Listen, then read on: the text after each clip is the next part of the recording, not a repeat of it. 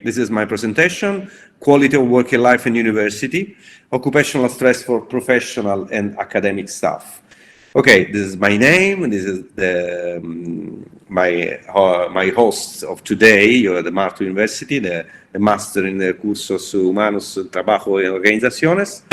So, why? My first question is for me, is a rhetorical question. Why bother with this topic? Why talk about healthy in university? Maybe the professors in university have any problem for you. Many of us, before to start out this work, think about to be the professor in university as a very interesting profession. Maybe someone of us think that we have a privilege, and then many of you, I think, when you think about the professors in university, think that we have a work really interesting. Okay, it's real interesting work, but in the last years, in the last 20 years, it's happened something that has changed our role, our workload, and so on. So we will see today why we have to bother with this problem. What will happen if we don't take care about the university? Okay, be careful. University as an institution, with a social and crucial role in our countries today. So in the last 25 years, the university has a shift in the changes where before working in academia has been for a long time considered as job intrinsically satisfying and full of good qualities like autonomy, variety, and flexibility, and even for the economic issues. But for this is not only the economic issues are not the only motivation to be the professor, but even autonomy, for cultural autonomy, variety, and flexibility were the principal aspects of this work. In the last 25, 30 years, the rise of neoliberalism in this part of the world has created an increasingly complex and unpredictable working condition. Starting from the use of the word knowledge workers. Now we are the knowledge workers. We are not the professors for the economists. And the economy, the word of economy, I collaborate with many economists. I live in a department of economy, and I know that for the economists of the last years, the educational outcomes are like the economic goods for the nations. Many of the economists talk about the human capital, and talking human capital, they want to have results by the university for the economics growing of the nation. But this creates some problem of role and the change of role in the university professors. The work itself has become more demanding, very demanding, and as a result of the dramatic expansion, even in students' numbers, the relation between number of professors, and number of students is unbalanced. Then increase the requirements for efficiency and accountability that grow and put our work today to face many problems of bureaucracy about the accountability or our work, where 25, 30 years ago there was nothing about this. And moving towards financial self-reliance for our university. Now, to do research and to do to collaborate with other professors all over the world. The university asked to us to create the occasion to earn money with the funding, extra funding from the university. This is a real and a new problem for the universities. So this creates some problem in role and in change of the role of the university. But why we have to face this problem? We have faced this problem because, as said, this group that I will talk today, this group in UK named Healthy Universities, we have to, for maintaining the functioning of university all over the world for the social, and not so only for the economical, but even for the social, even for the cultural growth of the nations, we have to maintain the university as a healthy places.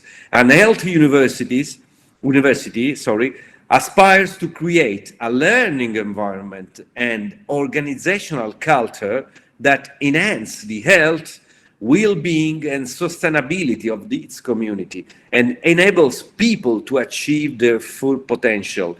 This is even especially for you, this last point, this last issue, to achieve people to put people to achieve their full potential is possible only in a place, in a university, where the workers of the university, where all the workers are free to have the to understand and to put people in their own interest, where in some university that have other targets like economical targets and so on, maybe this could be not so simple.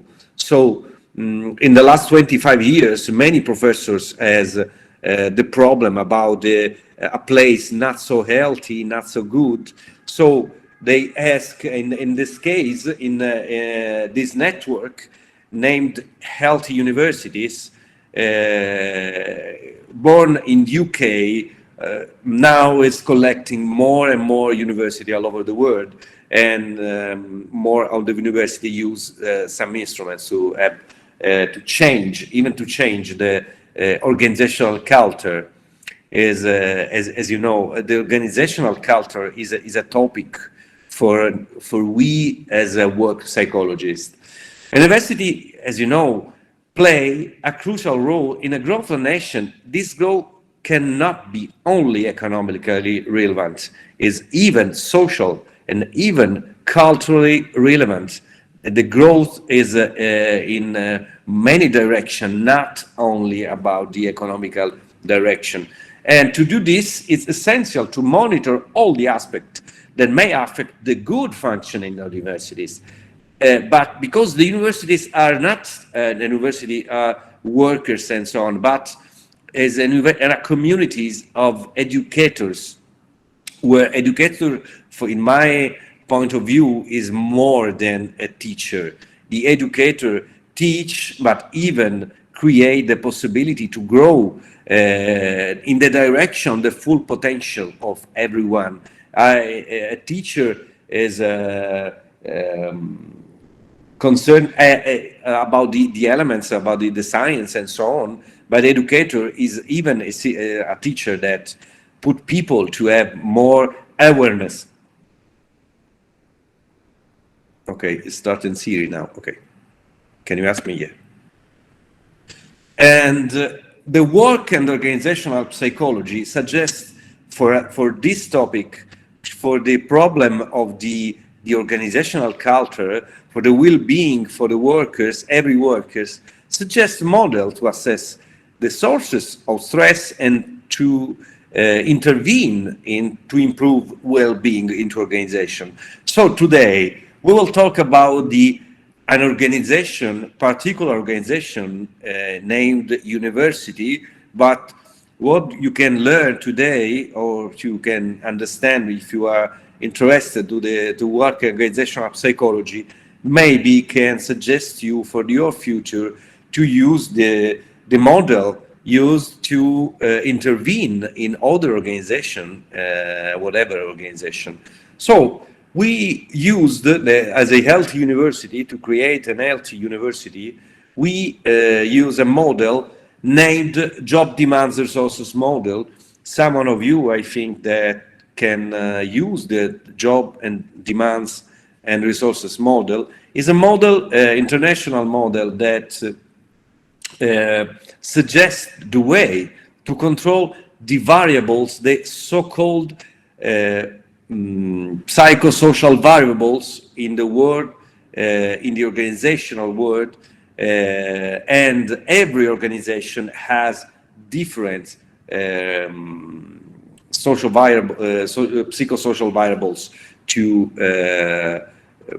understand and important for the organization. For the quality of life in academia may be investigated using theoretical models and methodological approach already proven and fruitful and efficient in the field in the health, occupational psychology. And we used in Italy, in this group that I will present in a few minutes, the JDR model. The Job Demands and Resource Models is a model of the intervention in the organization from Becker, Demeruti, and the group growth in Dutch in Holland.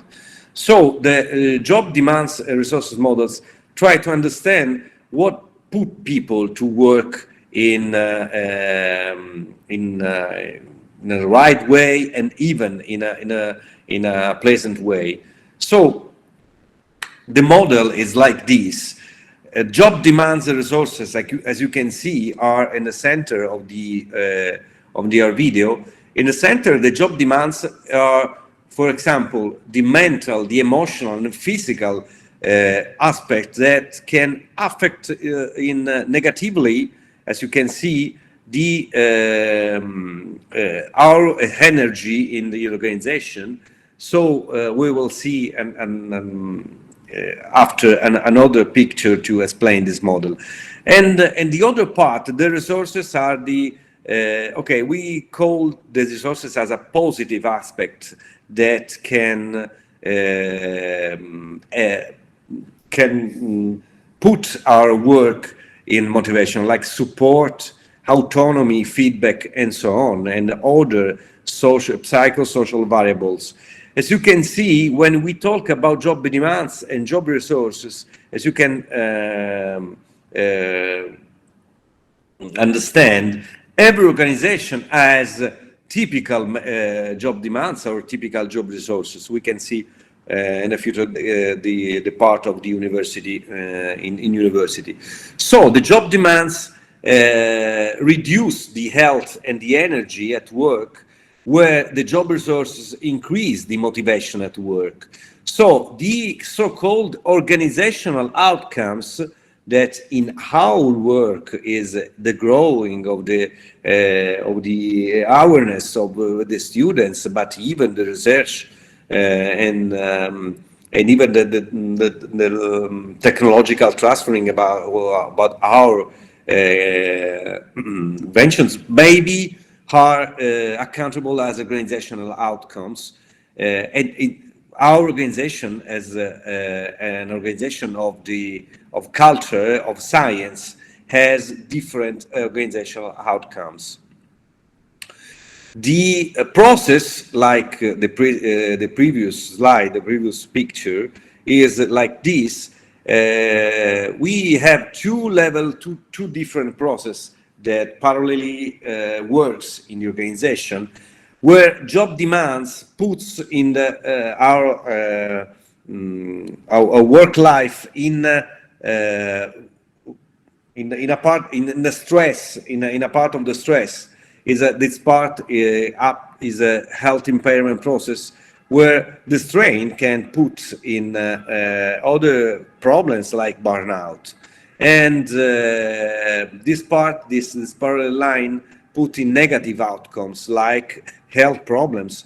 If you can understand, that if we have some health problem with our works, maybe we have to to put the organization to have less results about what they ask.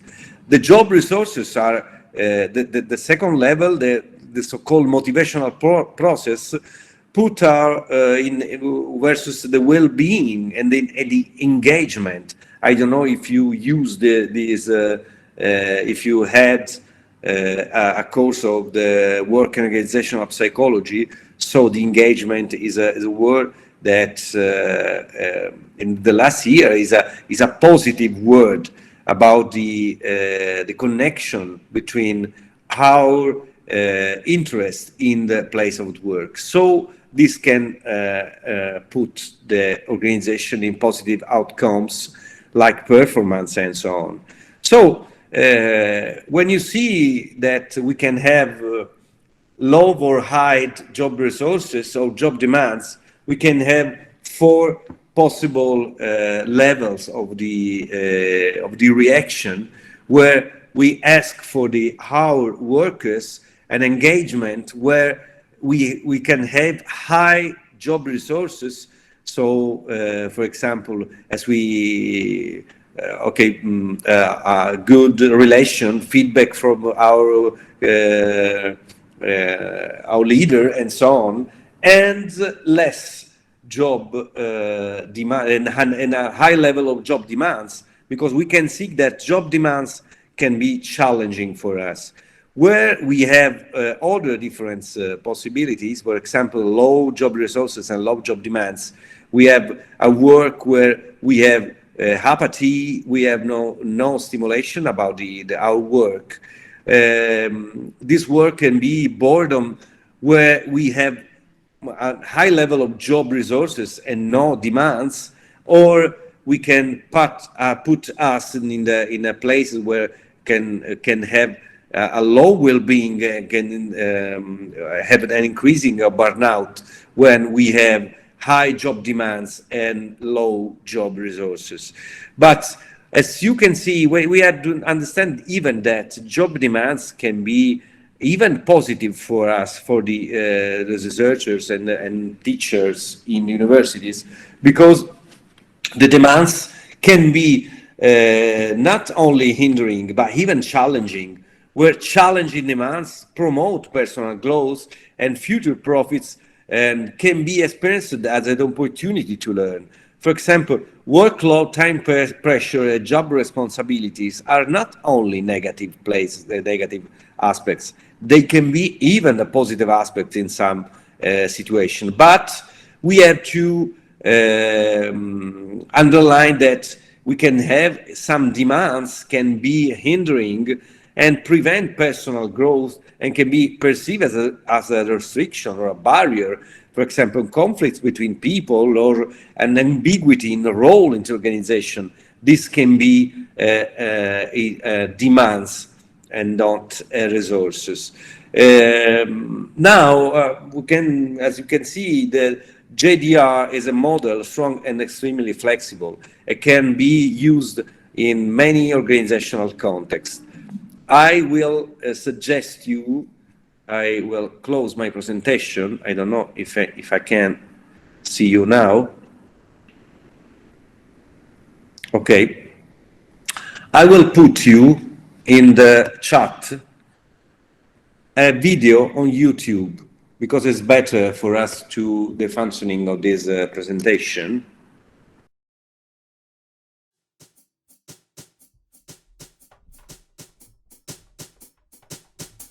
This is Lisa.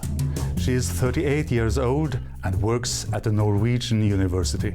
Lisa has a PhD degree. She is very ambitious and extremely captivated by her work. In her spare time, Lisa loves spending time with her family and keeping fit. She dreams of becoming the leading scientist in her field and to one day climb Mount Kilimanjaro. The university where Lisa works is involved in fostering a health-promoting work environment for their employees, and that all employees experience their work as meaningful. The university focuses on both beneficial and potentially harmful psychosocial work environment factors. All employers are required to partake in systematic health, environment and safety activities, as stated by the Norwegian Working Environment Act. This involves activities such as surveying potential dangers and threats and controlling or eliminating these to prevent work-related injuries or illnesses. This has been and is an important aspect. But the absence of negative factors does not necessarily lead to blooming employees. To achieve this, it is also important to pay attention to positive factors, those factors that enrich us. The job demands resources model states that there will always exist some job demands, factors that we experience as burdens. These may be conflicts between colleagues, feeling that different people have different expectations of you, or high work pressure. There can also be stressful events, or feeling that your own work tasks and responsibilities are unclear, sometimes very unclear. Some demands can also be positive. These are demands that challenge us, but also offer the opportunity for personal development and achievement. Job resources are those aspects that lead us to experience our work as positive and rewarding. These can be factors such as an open and positive colleague fellowship, being able to influence one's own work, opportunities for growth and development, and clearly defined, achievable goals. Research has shown us that job demands and resources represent two parallel processes. Some job demands can lead us into a health-reducing process, which in worst case may lead to the development of illness. Job resources lead to a motivation process. Job resources contribute to reducing the adverse effects of job demands, help us achieve our goals, and lead to personal growth, learning, and development. Job resources and challenging job demands help create work engagement, which we know influences employee behavior, organizational commitment, well-being, health and productivity in a way that is positive for both individual employee and the organization as a whole. The perceived factors that may lead to a motivational process or a health-reducing process will vary from individual to individual and from workplace to workplace. For some people, having the freedom to decide how to tackle and accomplish a task is viewed as a necessary requirement, while in others, the freedom may lead to anxiety and insecurity. From this we can conclude that only focusing on the prevention of risks will at best not lead to any positive development, and we will remain at a standstill. If it is so, that which we focus on shapes our perceptions, by solely focusing on harmful factors that lead to illness, we might risk only being able to see the negative. To ensure a health-promoting workplace, it is therefore necessary to go beyond the traditional prevention perspective. We need to strengthen those factors that contribute to the balance between job demands and resources. We cannot merely remove all job demands. We also need to reinforce job resources. This leads to positive effects for both employee and employer.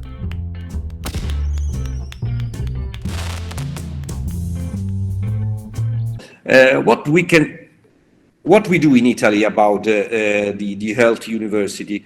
In my organization, an organization that of the researcher, even after CIPLO, we have an association of scientific, only scientific association named AP. We have a division for work and organizational psychology that use to have from 20 universities in Italy. We joined a team about the health universities, for the health university.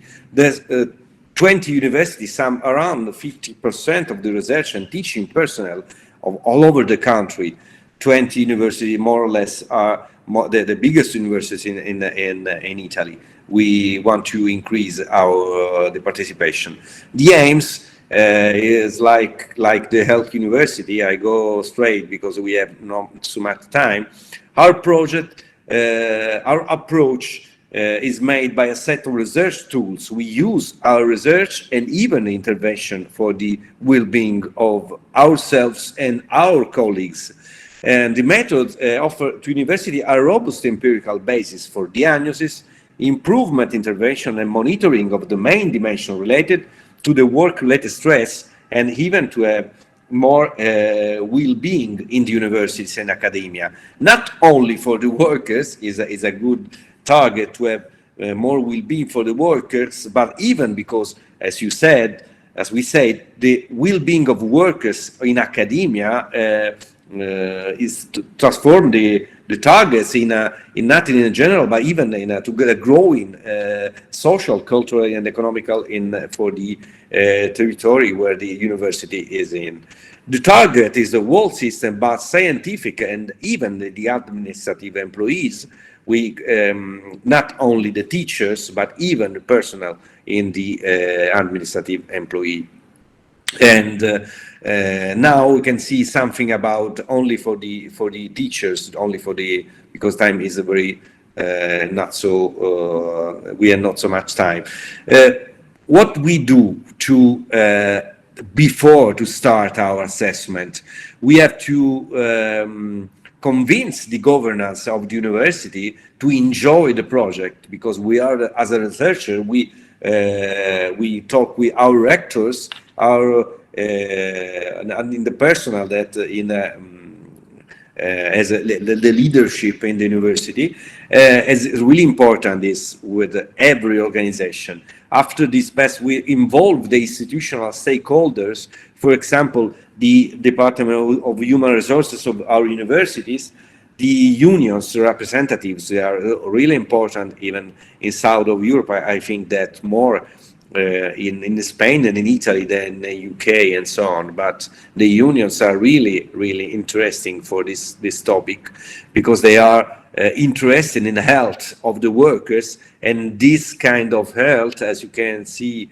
in every recommendation, the psychosocial health is more and more complex to where intervened in the past. Health and safety deputies are, because in Europe we have an agreement between nations that put the organization. I think that every nation has a different law, but every nation in Europe has a law about the health and safety in the organization for the workers. So we have to, before to start, we are not only in the for the workers to have data, but even to commit with the results, providing feedback to people, not only asking. And the commitment to give advice on improvements suggested and based on empirical results. We want to have some empirical results. We want to have, if you pay attention to the video, it's really important for us not only to have an idea, but an idea, a shared idea, a shared perception of what is good and what is not so good in the organization we want to value. The benchmark information against a similar university is a crucial role, because we want to lead the results to confront the similar universities, because we want to put out the specificity of the organization and lead the core of the well-being in the university. There are in our survey, the design, there are our job demands and job resources. For example, for the job demands, we ask for the workload, administrative or the time pressure, and so on. But even the students' demands, very specific variables in our questionnaire. The students' demands are what you ask to the professor in terms of time, in terms of attention, and so on. But the job resources, the other side of for example, the procedural justice about, for example, the career, the growing of the career inside university, what the level of perceived procedural justice or the administrative staff support that can be important, even because we have, as I said, many targets to lead, for example, for the funding and so on. But our outcomes, organizational outcome, can be in a negative way, for example, burnout, in a positive way, for example, work engagement, in the general health, and so on. Those are the variables. After the evaluation, these variables, we create. And before after asking for the respondent asking to the questionnaire, we provide some feedback. For example, group discussion on resources and demand, what inhibit and promote the well-being. We present the results of the survey at the level of the unit, the department, and is a unit of the organization, and create a group discussion on the results to improve and conserve the areas of the improvement and conservation area and their priorities. We ask to people to possible intervention after the presentation of the results of the survey.